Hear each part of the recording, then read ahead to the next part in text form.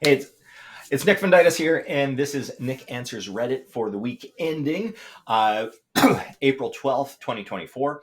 And today's question is just simply how are people finding the Ottawa spring market?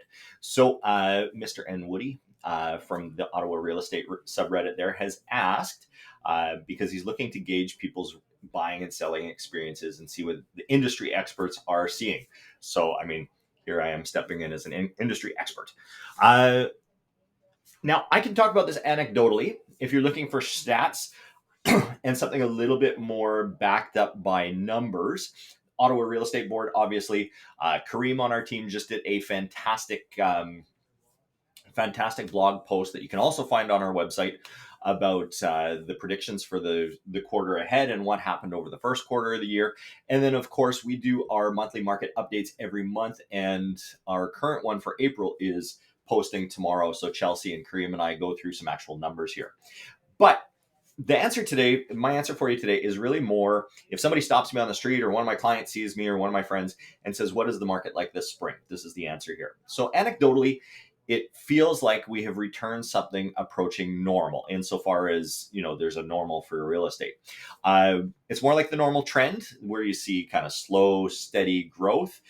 Interest rates have seemed to have kind of stabilized at 5%. I mean, by tomorrow that could change. I've heard a little bit of a whisper that even the interest rates might go up in the next day or two. They're not going to go up huge. I mean, it's not going to go up to 9% tomorrow or anything like that, but you might see a little uptick.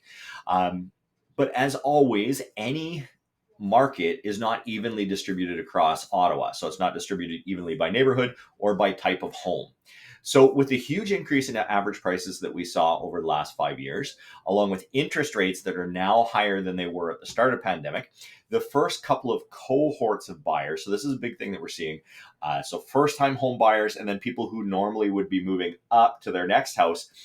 If the people in the second cohort are moving, they're often staying in the same price bracket there, which means that they're competing with the first time home buyer. So that first bracket of the market has gotten a lot more crowded. It means there's a lot more demand, and there's a lot of upward pressure on prices there.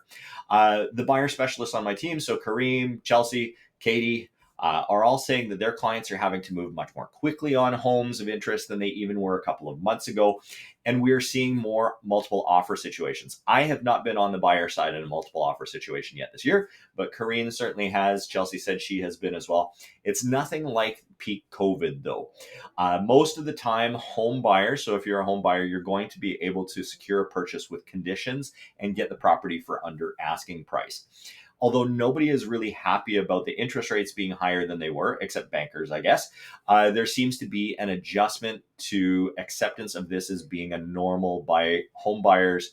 And many of our clients who were waiting, and even though they might have been waiting for interest rates to change, now they're seeing that sort of stability and they're getting off the fence and saying, okay, now, I might as well buy because it doesn't look like there's that much of a change coming. Now, if the Bank of Canada lowers the overnight rate, like I said, a couple days ago, they just announced another hold. And now I'm hearing that maybe they might even raise it a touch. But if there were a lowering, there might even be more buyers that jump in. But if they reduce the interest rates by, say, like 0.25% or 0.5%, the move is largely going to be due to the psychological effect of the lower rate rather than any huge increase in purchasing power. That 0.5% or 0.25% is not going to make a massive difference. On the listing side, things feel a lot more like they were in 2018, 2019, and earlier. And I'm talking about early 2019. Appropriately priced homes are still selling within a month and a half, and within 97 to 100% of their list price. So I find when I'm working with sellers, which is my prime role these days, I have to manage expectations for seller clients that their home is going to need to be appropriately priced, appropriately prepared, and marketed well to stand out. And that event pricing, so that thing that all of us, including our team, did during COVID, where we would list low, kind of artificially low, to sell high because we could drive a lot of interest to the property.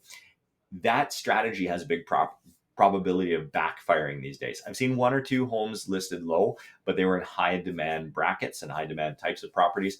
But most of the time, doing that event pricing is going to backfire on you. My team is even getting the occasional homeowner who bought in peak COVID. I mean, not with our team. I don't think we had anybody who really overpaid, who now needs or wants to move again and is coming to grips with taking a bit of a loss to do so. I just talked to a really fantastic couple last night about this very thing, where they want to move in together and they may potentially be taking a little bit of a loss to be able to sell both their places and move in together. Overall, my team is finding that we're much more busy this time this year than we were this time last year with our active clients. And I'm hearing the same from our more professional colleagues. So the part-time agents, the go try it realtors, the ones who came from another career and just thought they would try it out because it looked really easy. They are struggling by and large, and they're leaving the industry, which in terms of the average level of service for clients is probably a good thing if we're thinning out the herd a little bit here. No, I mean, not that I want any one particular realtor to leave the industry, but I think that if we can kind of rise the tide overall of what the level of services our clients get, I think that's good for everyone. There you go. So that's my thought on what the market is like these days. So if somebody came up and asked me on the street, I would tell them something like this. This is what it's like for the time being.